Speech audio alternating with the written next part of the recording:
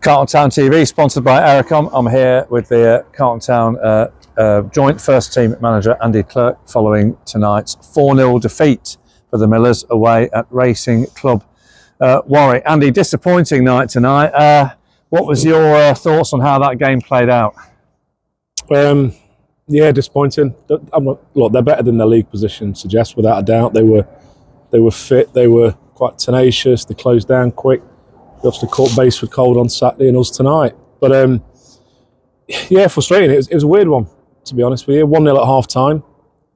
They could have been a couple up. It could have been 3-3, I think we said.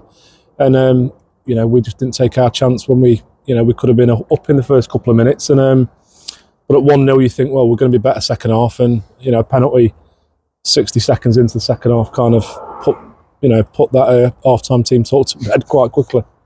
Goals change games, Andy, and we had it looked a really good chance in, I think, the first or second minute of the game. Couldn't tell from my angle whether the keeper saved it or whether we hit the post. But if that goes in, it might be a different night. Yeah, I think the first one it has hit the post. Yeah. There was another one back stick, and there was one that, whether it crossed the line or not, our lads didn't appeal too much, to be honest. But yeah, look, if, like you say, goals change things, and unfortunately for us, we didn't take our chances tonight, and probably leave with exactly what we deserved. Second half, it looked to me, Andy, as if they almost overran us. I appreciate they got that second goal penalty very early on, but their passing and moving in the middle of the pitch in particular, they seem to be able to cut through us at times at will. Was that your take on it, or am I being a bit harsh on tonight? I don't know. Look, it's one of these, isn't it? That you got to watch it back, and whether it was that, whether they just got their tails up. 1-0 at half time, we score, and it changes very quickly. They get a quick penalty, and that changes everything again, doesn't it? So, when you are on top, things generally go your way, and you find yourself, with extra spring in your step. So, let's put it down to that. We don't have, can't remember many of these nights of the last couple of years that we've had. So, these lads, I'm sure, will respond at the weekend. We'll be at home Saturday. That'd be nice, yeah. We haven't played a home league game since the August bank holiday. I'm not looking for excuses, but I'm going to offer one to you.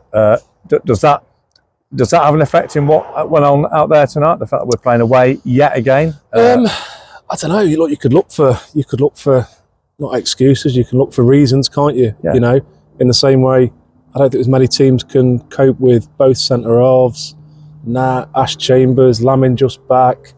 The players that we've had missing has been a hell of a list, hasn't it? So, we've gone a couple of Saturday Tuesdays on the bounce.